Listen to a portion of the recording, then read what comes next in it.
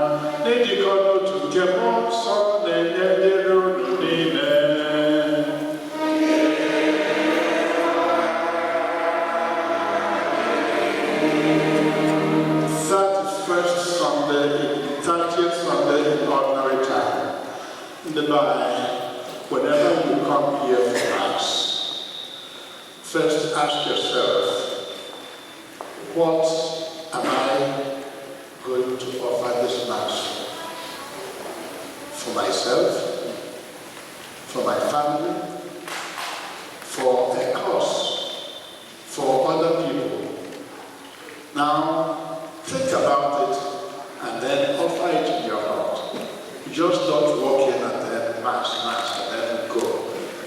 What is this Mass for? Remember that every Mass is an offering by Christ Himself with the community at the altar of God. So, I give you a minute to make your Mass intention.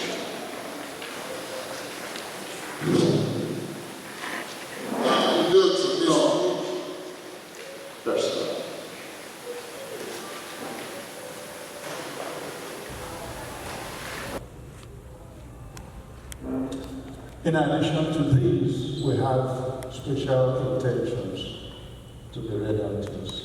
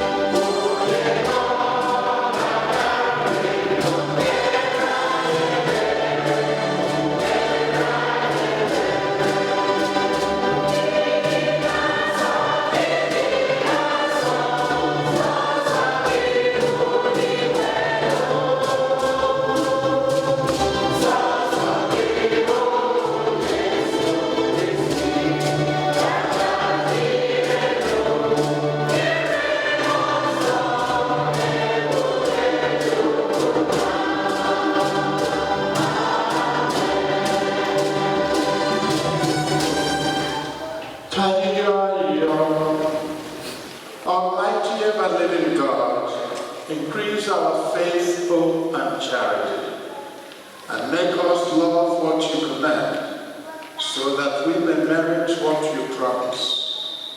Through our Lord Jesus Christ, your Son, who lives and reigns with you in the unity of the Holy Spirit, one God, forever and ever.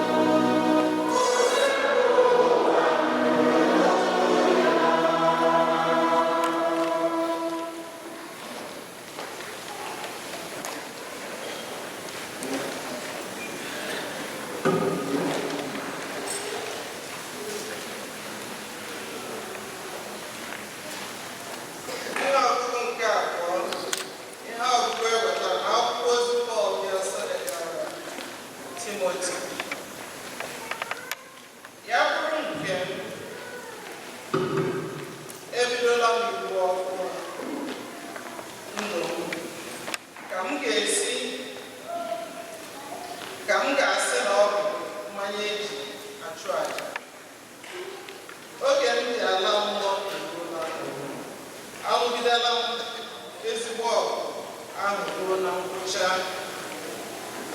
Agbagidela m ọsọ ahụ ruo ebe ọ bụ.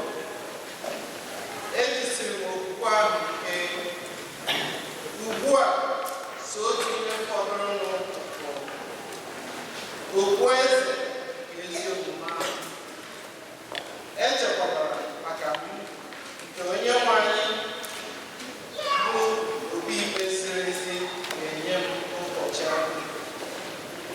Ma ọ bụghị sọ m ka a ga-enye ya, kama a ga-enyekwa ya ndị niile ọ na-agụ agụụ n'obi mgbe ihe ha ga-apụta ọhụrụ. N'oge a kpọlitere m ebubo ahụ eboro m, ọ dịghị onye ọbụla bịara ịgbara m akaebe. Ha niile hapụrụ naanị m, ka a gharakwa ịna ha ụgwọ ihe ahụ ha mere, nke bụ eziokwu na Onyenwe anyị nyere m. Bịakwa gbaa m ume, nke mere na ejiri kwusa ezi ọma ahụ n'uju nke ndị ọgọ mmụọ mụrụ ya.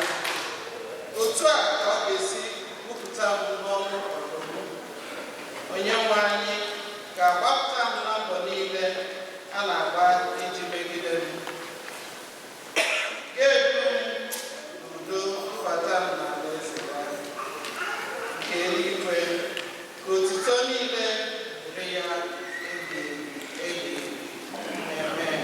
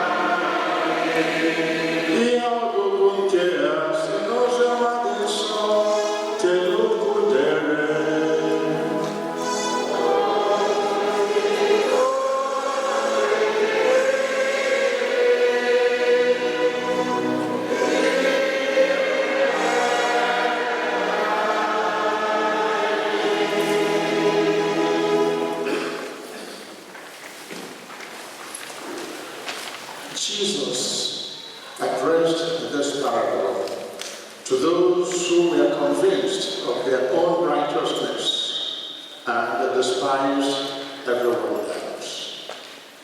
Two people went out to the temple area to pray. One was a Pharisee and the other was a tax collector.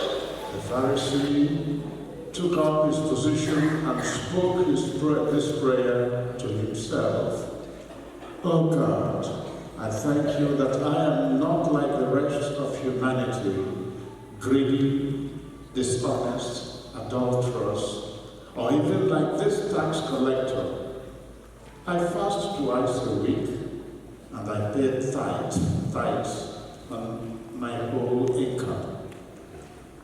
But the tax collector stood off at a distance and would not even raise his eyes to heaven, but beat his breast and prayed, O God, be merciful to me, a sinner. I tell you, the latter went justified, not the former. For whoever exalts himself will be humbled, and the one who humbles himself will be exalted. For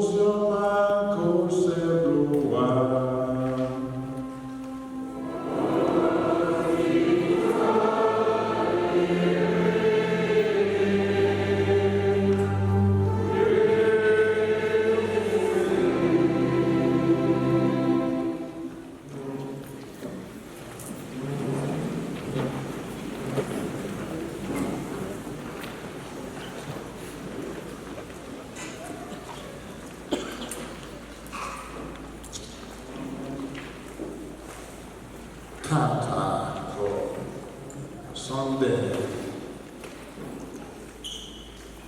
I went near Maro. That is the last Sunday of the month.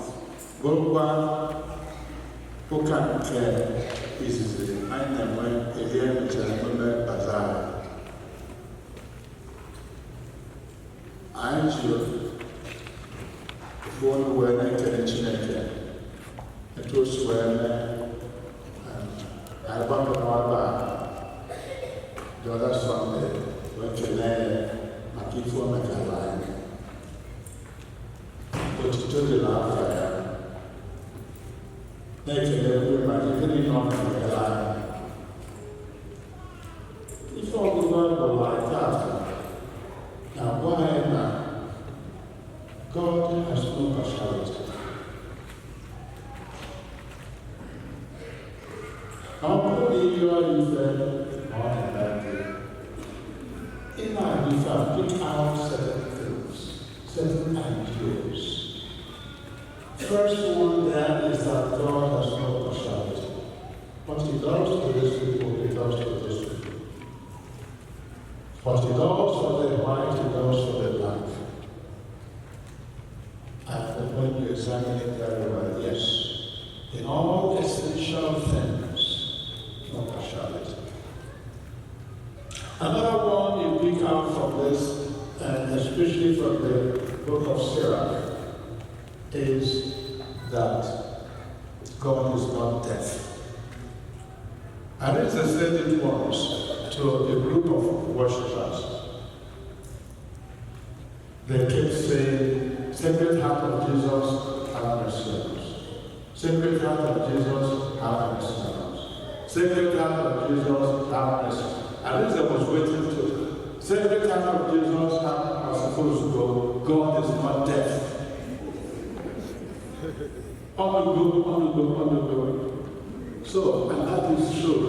It's not just the number of times you say it, you repeat it, that will make God. He already knows, as Christ said somewhere, before anything happens, God knows about it. He knows the hair in your, and the number of hair in your head. He knows all this. That doesn't mean that you do not ask. Ask and you shall receive. Seek and you shall find. And so on. So, but that's something we get from here. God is not deaf. Another thing we get from here. They'll take who knew people. There were people who led them at the synagogue. And these people were in charge of the law, and so forth. And the tax collector allied with the Romans. They worked for the Romans. They collected taxes.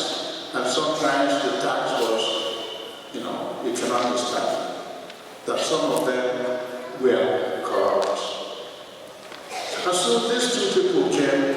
Notice what happened. The Pharisee walked straight to the front seat and stayed there. And then from there, he came close and then poured out. He prayed. And listen to his prayer.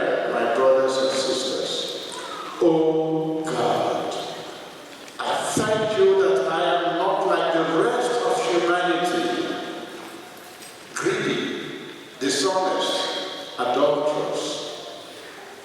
In other words, they didn't live forever. Don't mention the past. You follow the greedy, you follow the dishonest, you follow the adulterous.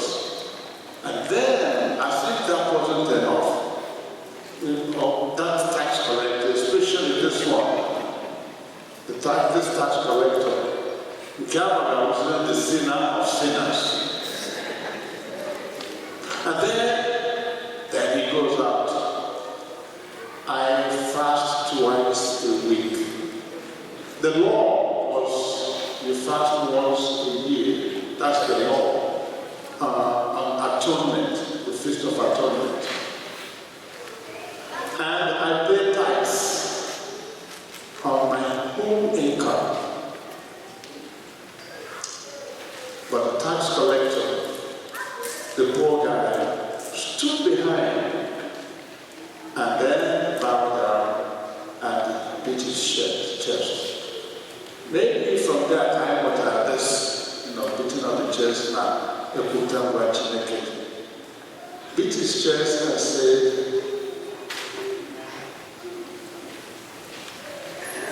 and prayed, "Oh God, be merciful to me, a sinner." Now, judge for yourself. These two people have prayed.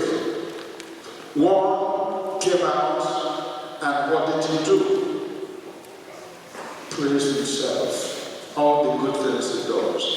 And then, brag, that's what you would say. And told God, as if God does not know him. He told him everything. Let us assume that, yes, that is such a person who fasted twice and paid tithes and so on and so forth. The question is, and so what? And so what? So you think you can impress God? God sees you from beginning to the end, to yesterday, today, and then till you die. He knows you very well, but you come here to brag before God. So, tell you what he did. This man came in and looked around. He looked around. But the Pharisee, the tax collector, came in and looked within. And hearing things like, I cast you, I combine.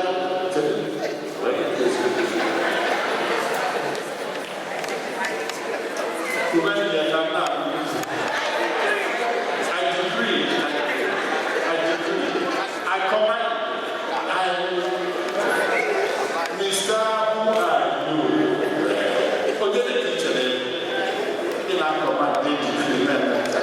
Look at the language. Look at the language.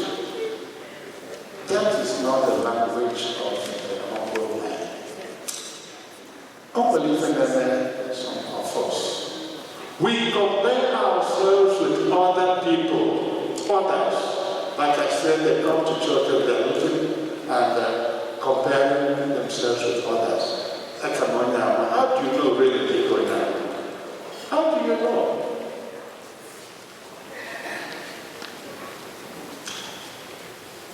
It's the careful, but God knows. The careful is open on the careful. But that's just beside the point. You look around.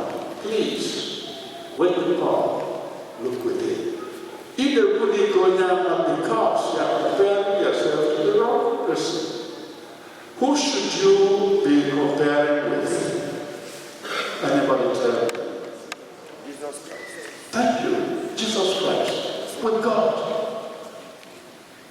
When you come face to face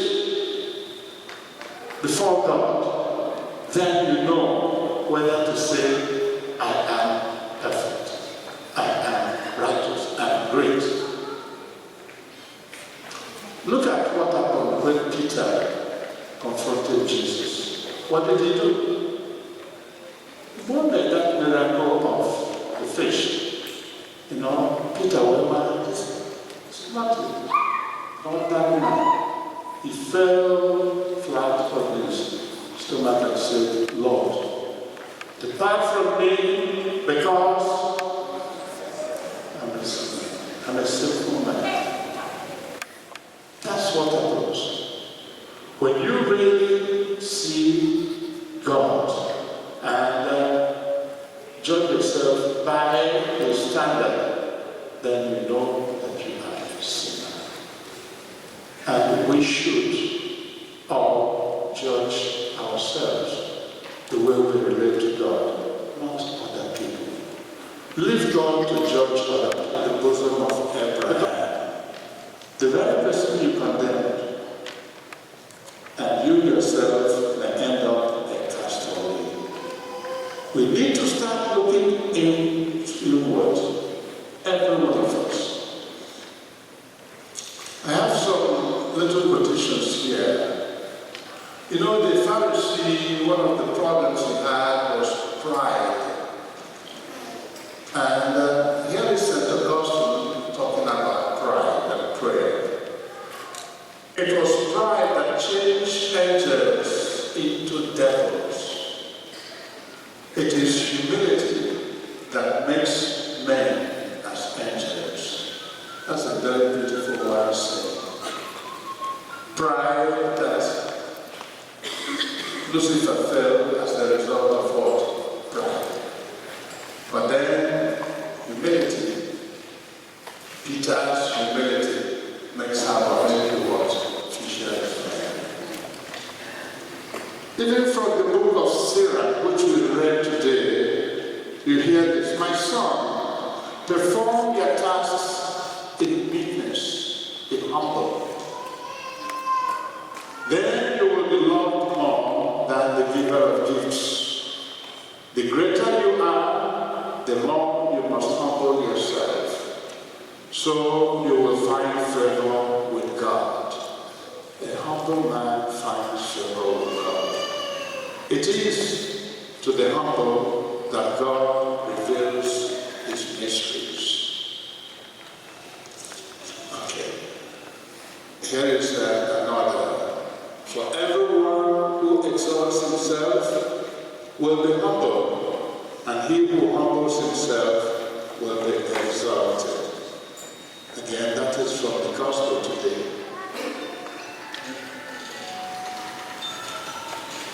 And I want us to understand the lessons we get from today's readings. One is that no man who is proud can pray. The proud man will not pray well. Therefore, his prayers will not be answered. No good prayer from a man who despises his fellow man. That's another lesson. If you are comparing yourself with fellow men and you are praying based on that, no, your prayer is rubbish. Finally, true prayer comes from setting our lives beside the life of God. And the question is not, am I as good as my fellow man? But, am I as good as God? And you know the answer. The answer is no. For Christ Himself said it, nobody is perfect. We all have to aspire for sure. So, take that with you and run with it. Be humble. And when you pray with humility, God is not passionate. He is not deaf.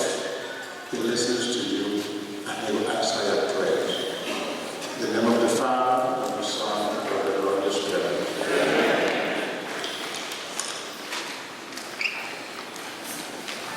Please rise.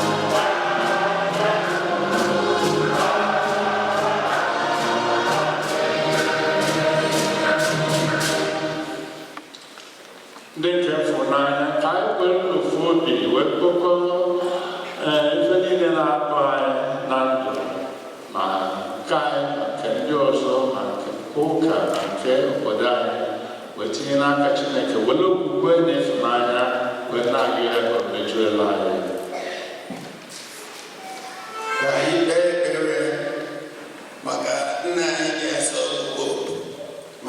bishops na ndị ụkọchukwu ka Chineke kwenyere ha bịakwa gba ha ume ka oziọma ya wee site n'aka ha garuo mba niile.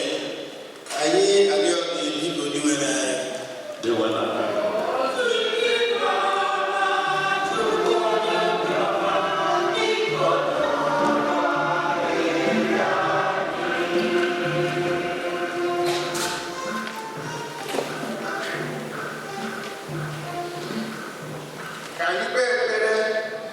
Chineke onye na-akpọ ntị n'ala n'olu ndị a na-emegbu emegbu, ya rịọ nwaanyị isi ikpe, ya na akwa ụmụaka enweghị nne maọbụ nna, gbanwee obi ndị na-achị achị n'obodo dị iche iche ka ha jiri egwu Chineke na-achị ndị ha na-achị.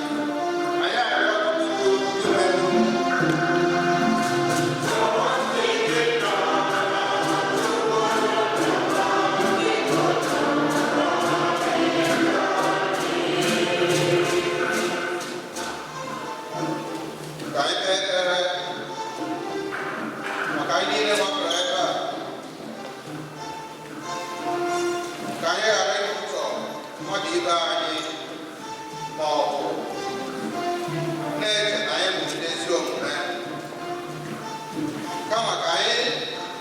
maka na anyị niile bụ ndị mmehie Chineke, ka anyị na-arịọ ebere ya.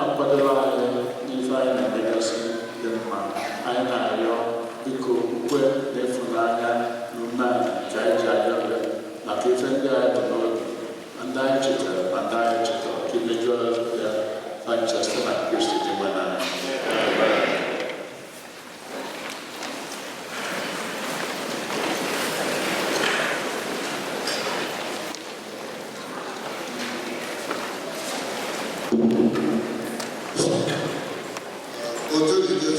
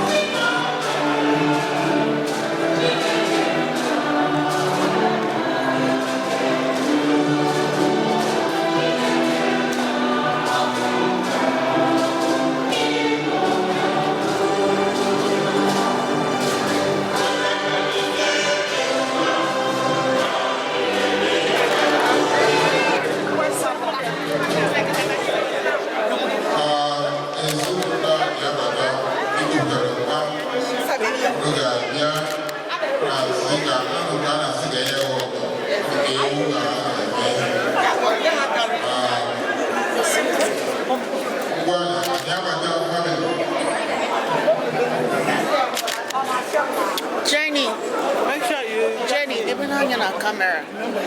Hey, Jenny, me on your camera. Now you need to find it. Carry your child. Thank you.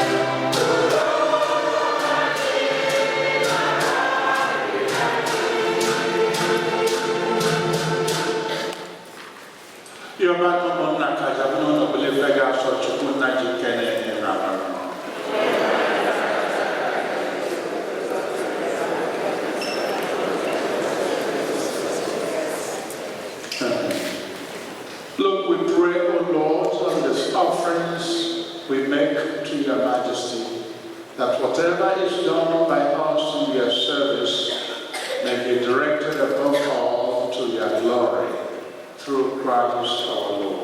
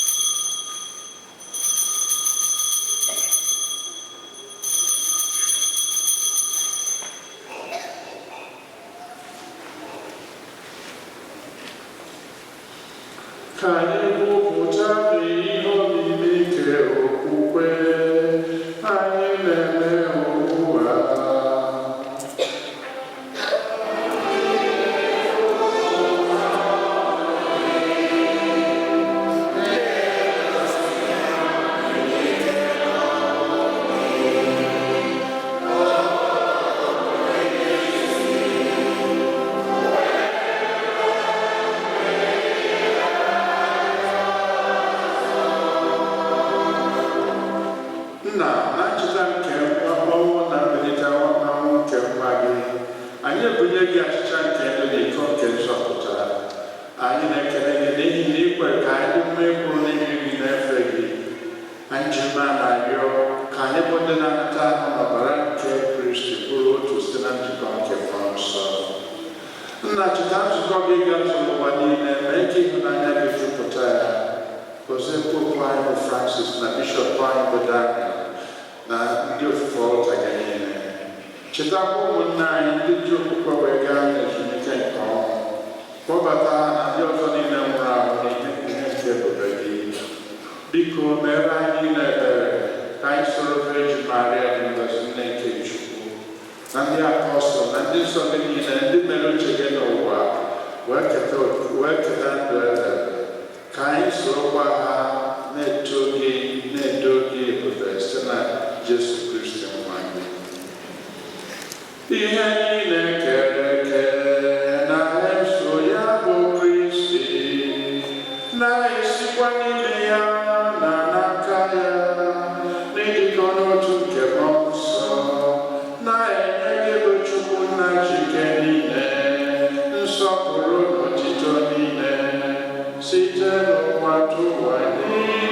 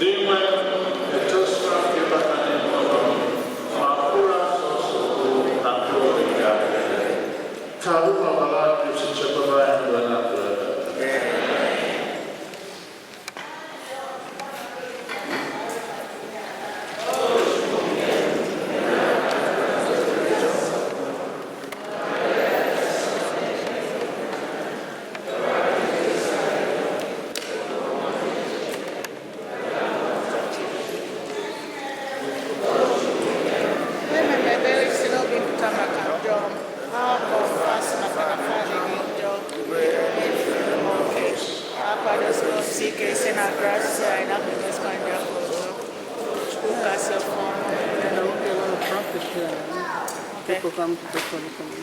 So people come in. So occupy one space. Okay.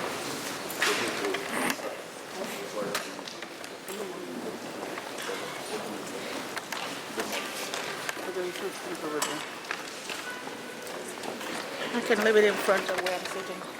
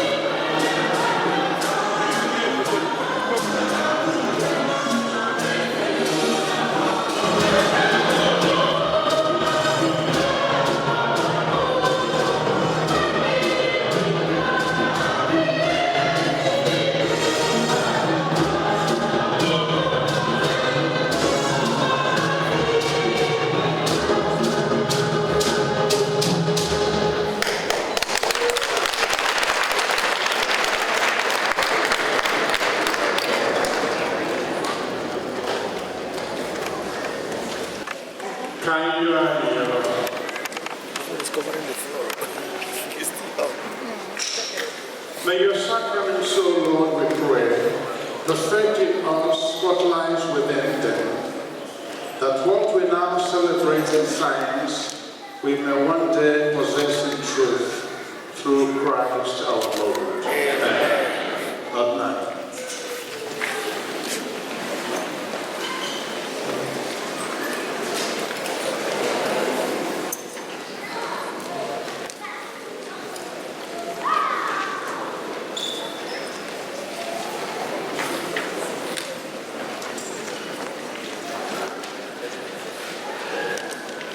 Oh, my Lord, I'm telling you, announcements. We're going to Roosevelt. What do you need that in one Italy?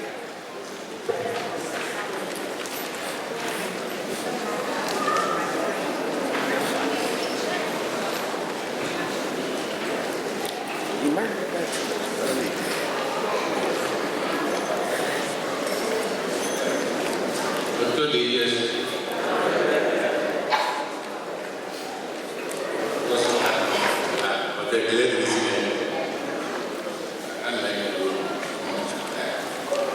Total sales from women groups 83,400.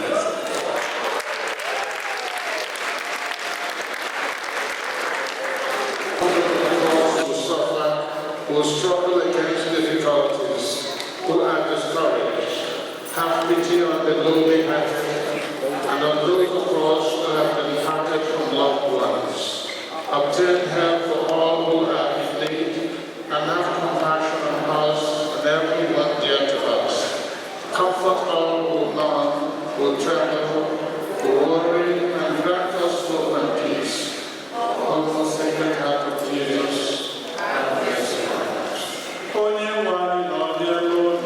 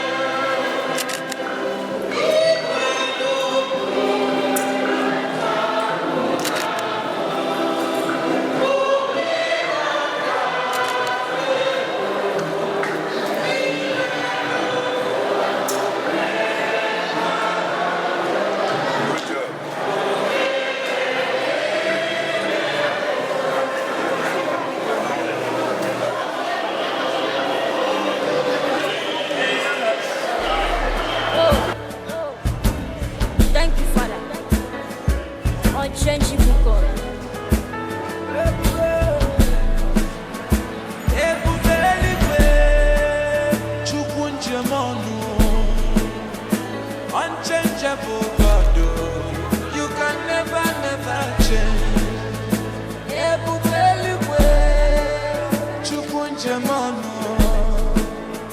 Unchangeable God, you can never, never change. From generation to generation.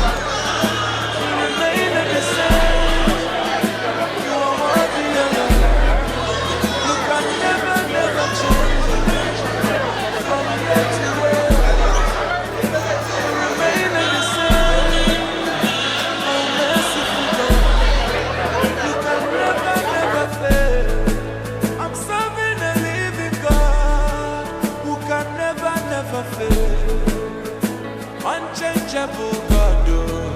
Idi awanwa.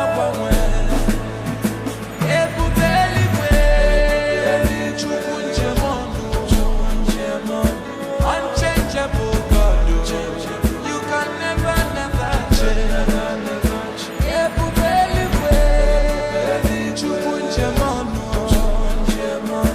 Unchangeable God, you can never change. I sing for you, I praise your name. You are worthy, O Lord. Show my more. You are my fortress. You are my stronghold. Oh, merciful God. You are my solid rock. Bana balakuo. Chukwu mwokwenye. Unchangeable God. You can never change.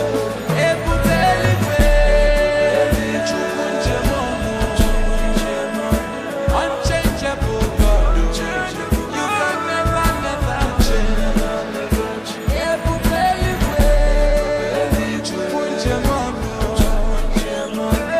Unchangeable God, you can never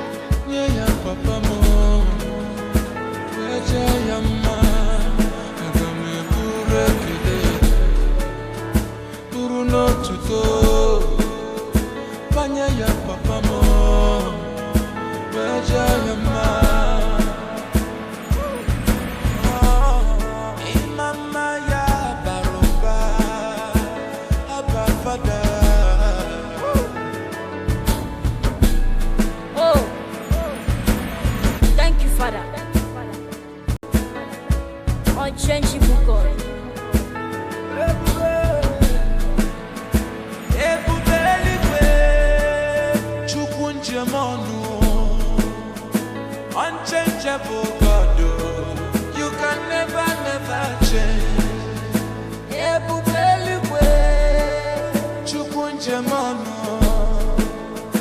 Unchangeable God, you can never change. From generation to generation,